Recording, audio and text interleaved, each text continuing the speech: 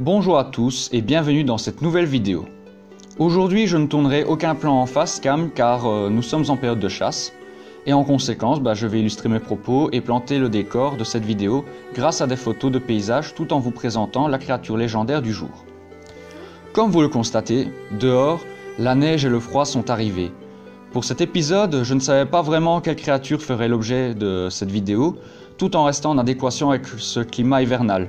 Donc j'ai énormément galéré pour trouver une créature qui soit vraiment adaptée à cette vidéo. Mais récemment, je suis tombé malade. Mais rassurez-vous, aujourd'hui je vais très bien, ne vous en faites pas, je me suis guéri, tout va bien. Mais cet événement, étonnamment, à ma plus grande surprise, m'a alors rappelé qu'une créature pouvait rendre malade rien qu'avec son haleine cadavérique. Cet être m'a alors semblé évident et il m'a semblé parfait pour cette vidéo.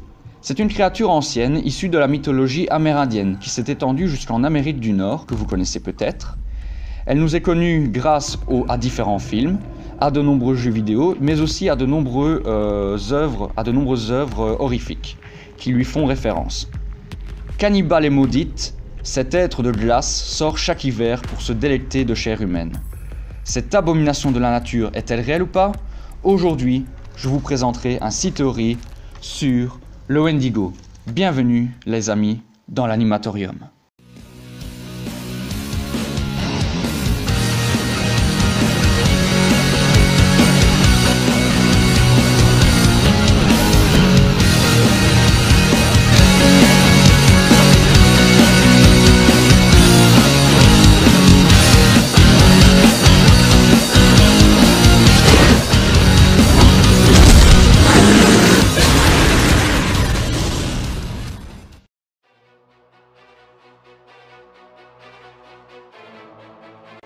Avant de débuter cette première théorie, j'ai fait quelques recherches. Celles-ci m'ont permis alors de finalement écrire cette première hypothèse, qui me semblait évidente. Le Wendigo, comme présenté dans l'intro, est à la base un être spirituel avide de chair humaine.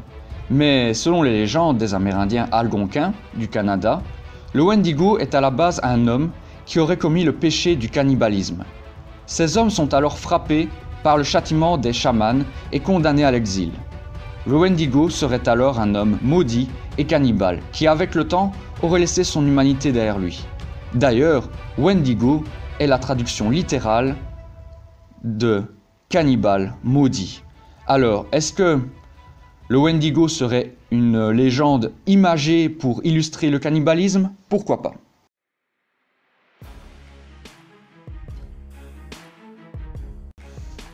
Le Wendigo est issu des croyances traditionnelles de tribus algonquiennes au nord des États-Unis et au Canada, plus particulièrement par les tribus Saulteaux, Ojibwa, Cri et Innu. Malgré des descriptions différentes, toutes les tribus ont en commun la description des Wendigoaks comme malveillants et cannibales, et comme êtres surnaturels possédant une grande force spirituelle qui vivent de préférence dans la forêt. Maintenant, ne soyez pas étonnés que dans certains films que j'ai pu illustrer, on en retrouve aussi dans les cavernes. C'est possible aussi.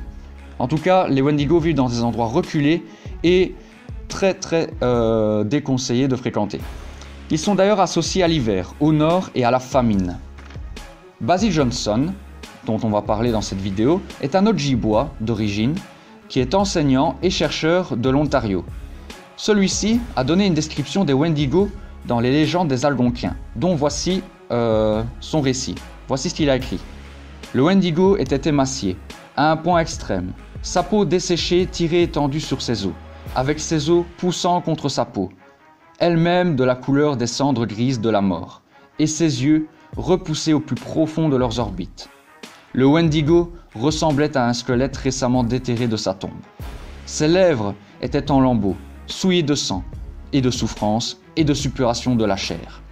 Le Wendigo dégageait une odeur étrange et inquiétante de dégradation et de décomposition, de mort et de corruption.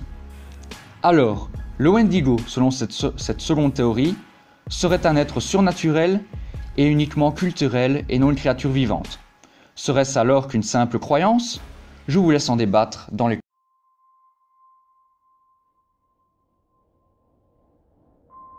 Ah, les maladies, décidément, il y en a beaucoup. Les légendes changent dans les détails, mais leur contour est resté le même. il est possible de devenir un Wendigo pour n'importe qui. La cause la plus fréquente, c'est le recours au cannibalisme, soit par la consommation de chair humaine, qu'elle soit vivante ou morte. Donc si vous mangez un être vivant ou un être qui vient juste de décéder, vous avez de fortes chances de devenir un Wendigo. Maintenant, je vous le déconseille bien évidemment, ça ne se fait pas en société. La famine étant généralement la cause.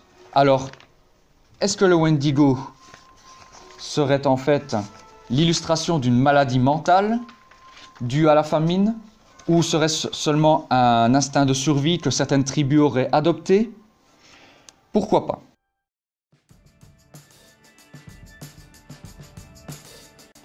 Ah, décidément, on ne pouvait pas y échapper non plus. Qui dit créature démoniaque dit possession démoniaque. Et si la cause de cet état second de Wendigo était l'œuvre d'un démon? Dans n'importe quelle culture, après tout, la possession est un phénomène connu de tous et repris à de nombreuses reprises dans les films et écrits. La culture algonquienne dit d'ailleurs que si le Wendigo est considéré comme un esprit malfaisant, alors il aurait le don à la possession, au même titre que les autres démons de son espèce. Alors, est-ce que le Wendigo serait un état second de possession? Et si la possession existait, après tout? Les écrits algonquiens et populaires seraient-ils des traces écrites de faits qui se seraient réellement déroulés? Des cas de possession? Narrés? Pourquoi pas?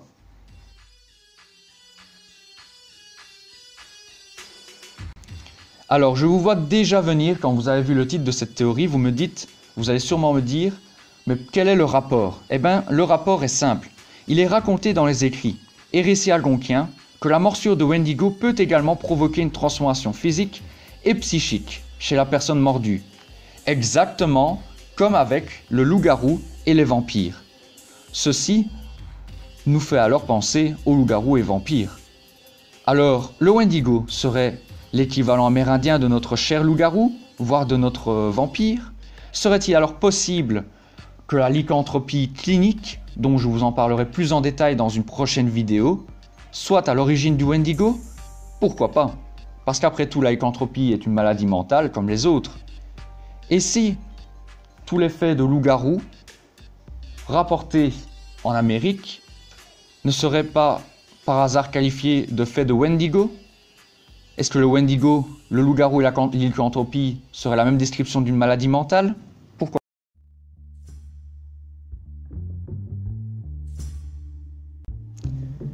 Pour cette dernière théorie, je vais parler plutôt de manière scientifique. Et j'avoue que cette théorie, c'est un peu moi qui l'ai pondue, je l'avoue. Mais après tout, j'ai fait énormément de recherches. Et ce qui est étonnant, c'est que si l'on reprend les deux dernières théories que j'ai évoquées précédemment, nous pourrions aussi repérer des symptômes de la rage sur les animaux et les hommes.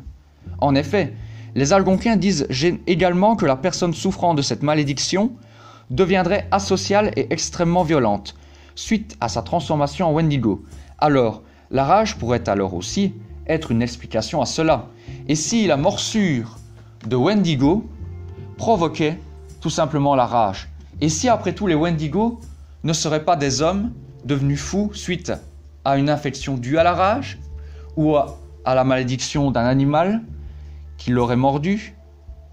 À vous de voir. Dans les commentaires, je vous laisserai en débattre.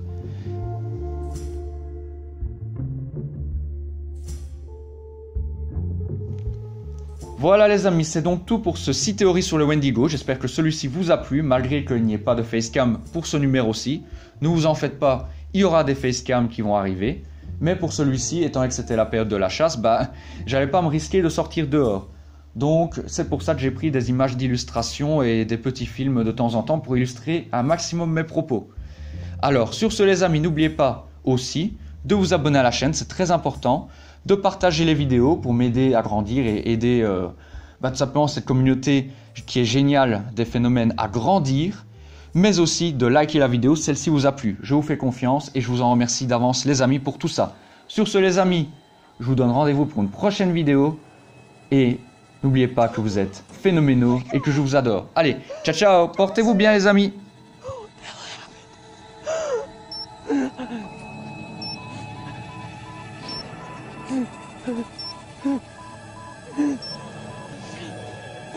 are you?